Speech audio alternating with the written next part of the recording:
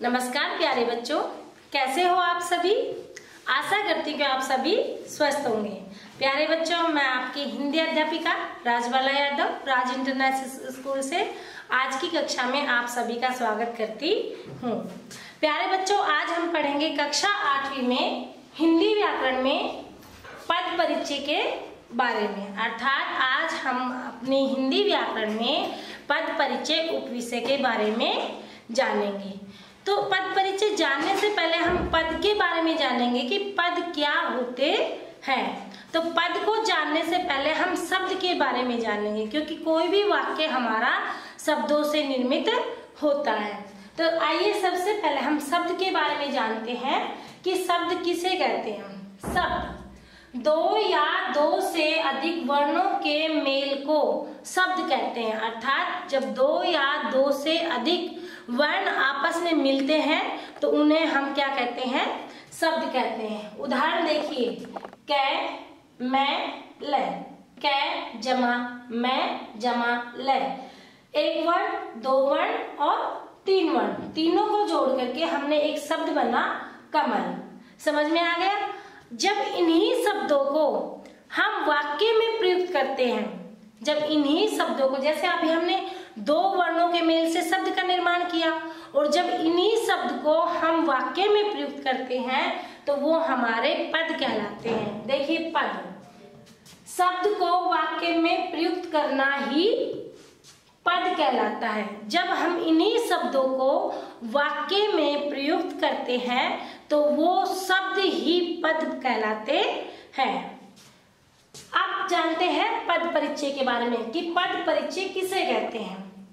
शब्द का व्याकरण के आधार पर परिचय देना पद परिचय कहलाता है।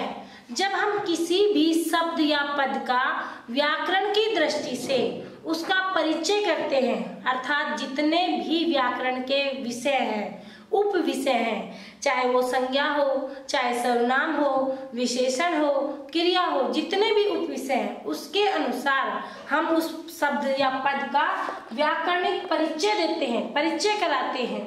ठीक है, तो वो हमारा पद परिचय कहलाता है। किसी भी शब्द का पद परिचय 8 प्रकार से कर सकते हैं। तो बच्चों, हम किसी भी शब्द या पद का पद परिचय कितने प्रकार से कर सकते हैं? 8 प्रकार से कर सकते हैं। अब वो 8 प्रकार कौन कौन से हैं, आइए जानते हैं हम उन 8 प्रकार के बारे में। तो सबसे पहले हम संज्ञा के द्वारा हम पद परिचय कर सकते हैं। सर्वनाम के द्वारा भी हम पद परिचय कर सकते हैं। क्रिया के द्वारा भी पद परिचय कर सकते हैं। विशेषण के द्वारा भी पद परिचय कर सकते हैं।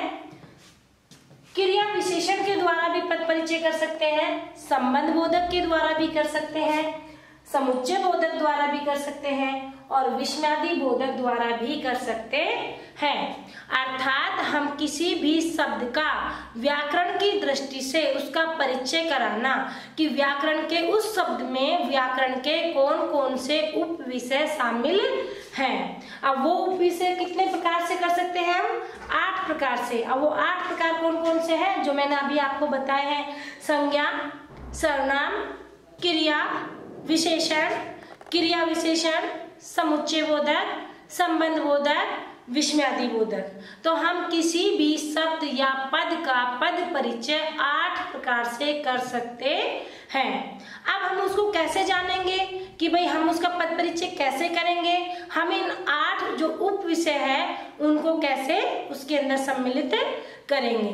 तो सबसे पहले मैं आपको बता दूं कि आज की हम इस वीडियो भाग संख्या 1 में पद परिचय, पद, शब्द, पद परिचय और कितने प्रकार से कर सकते हैं ये आपको अच्छे से समझाया है मैंने, और आशा करती हूँ कि आपको अच्छे से समझ में आ गया होगा। इस वीडियो भाग संख्या 1 से संबंधित है वो आपकी कार्य पत्रिका और प्रक्षेपण आपको जल्दी ही मिल जाएगा।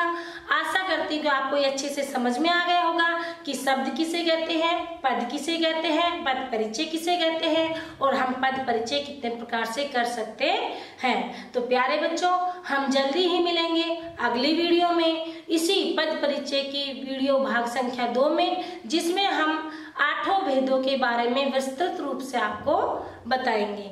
घर पर रहिए, सुरक्षित रहिए। धन्यवाद।